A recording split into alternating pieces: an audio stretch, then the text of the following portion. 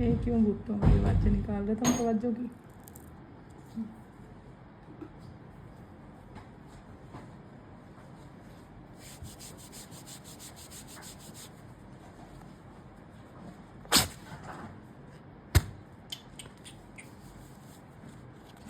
ये भी डीट है क्या?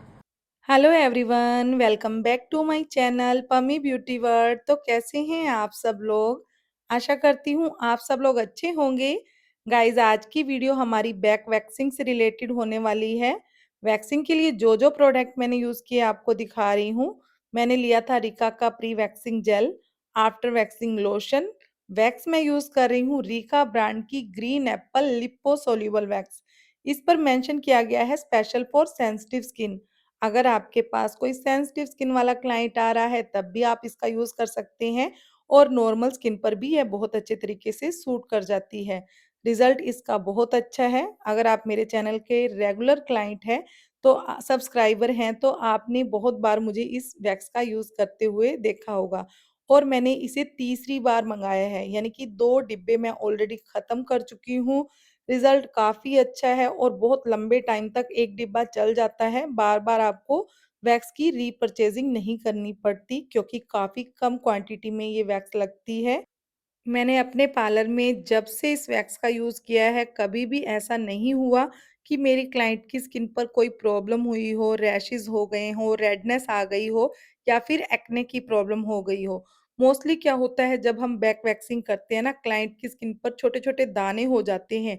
पर इस वैक्स का यूज़ करने के बाद क्लाइंट की स्किन में ऐसी कोई प्रॉब्लम मुझे देखने को नहीं मिली। गाइज़, इस वैक्स का रिज़ल्ट बहुत अच्छा है, इसलिए मैंने इसे रीपर्चेज़ किया है।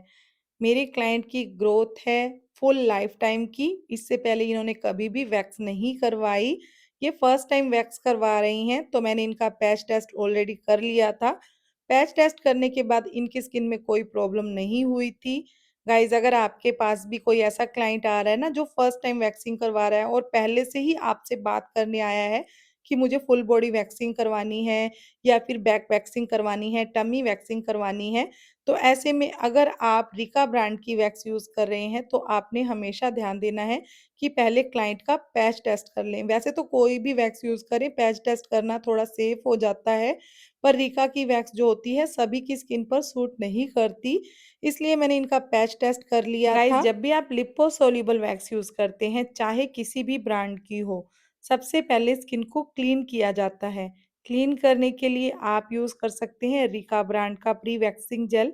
अगर आपके पास रिका ब्रांड का नहीं है तो आप किसी अदर ब्रांड का भी यूज़ कर सकते हैं। मेरे पास एक दिन कमेंट आया था कि मैम प्री वैक्सिंग जेल ना हो तो क्या करें?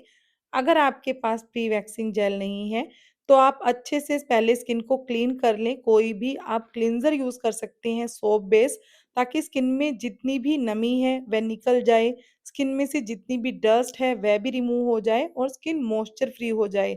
उसके बाद टॉवल ड्राई करके आप टैल्कम पाउडर लगाकर वैक्सिंग कर सकते हैं। पर मैं अपने पार्लर में प्रोफेशनली वर्क करती हूँ, इसलिए मैंने रिका ब्रांड का pre waxing jail and after waxing lotion भी परचेज कर रखा है।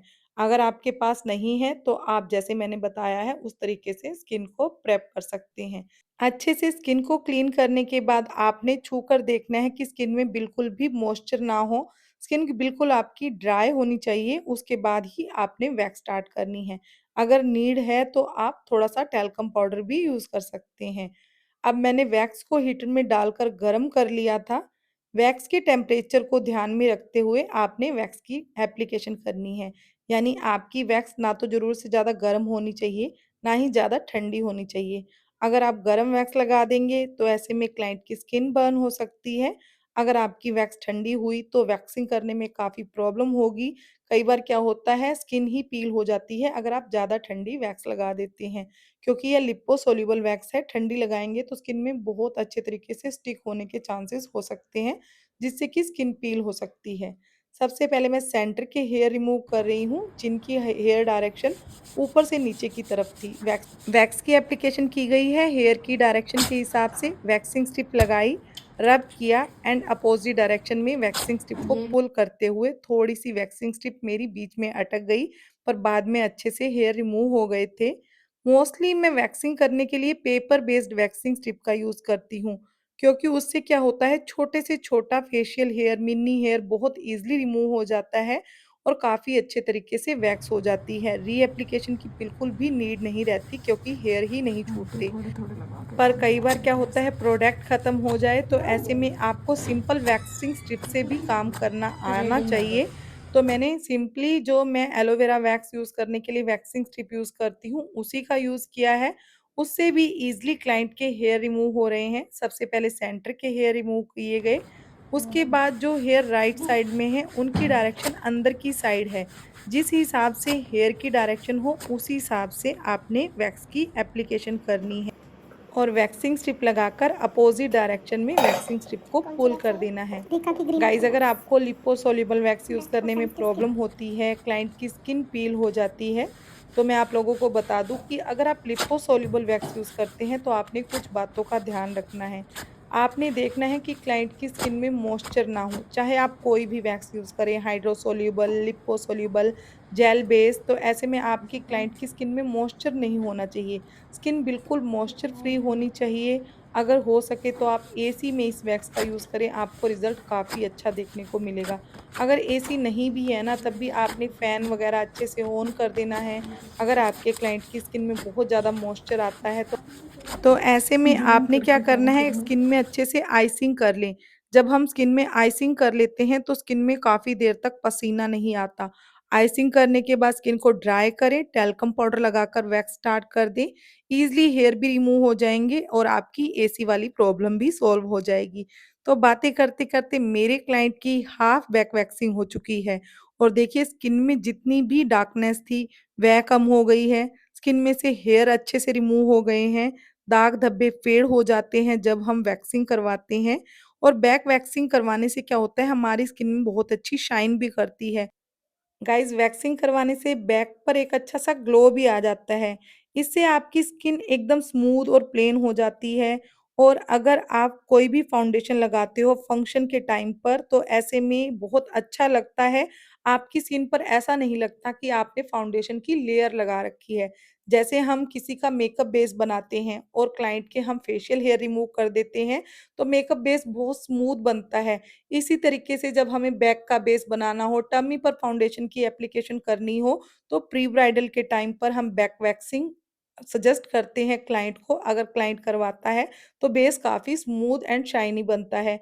अगर आपका क्लाइंट नहीं करवाना चाहता, तो आप ब्लीच कर सकते हैं। अगर आपका क्लाइंट ब्लीच भी नहीं करवाना चाहता, तो आप स्क्रबिंग करके उसके बाद अच्छे से किसी बॉडी ऑयल से मसाज कर दो। अगर आपके क्लाइंट के हेयर कम है ना, तो ऐसे में आप उनकी वैक्सिंग ना करो। तो ये भी क्लाइंट की चॉइस होती है और हेयर की कंडीशन भी होती है। अगर बहुत कम हेयर होते हैं तो क्लाइंट खुद ही मना कर देता है और अगर बहुत ज़्यादा हेयर होते हैं तो हम ही क्लाइंट को बोल देते हैं कि आप बैक वैक्सिंग करवा लो, अदरवाइज़ ये हेयर अलग से दिखाई देंगे। तो गाइज़, ऐसे में आप क्लाइंट को सजेस्ट कर सकते हैं, पर काम आपने क्लाइंट की चॉइस के अकॉर्डिंग ही करना है। वैक्सिंग हो जाने के बाद आपने क्लाइंट को बोलना है कि 24 आवर्स तक आप अपनी स्किन पर कोई भी साबुन या फिर बॉडी वॉश यूज़ नहीं करेंगे।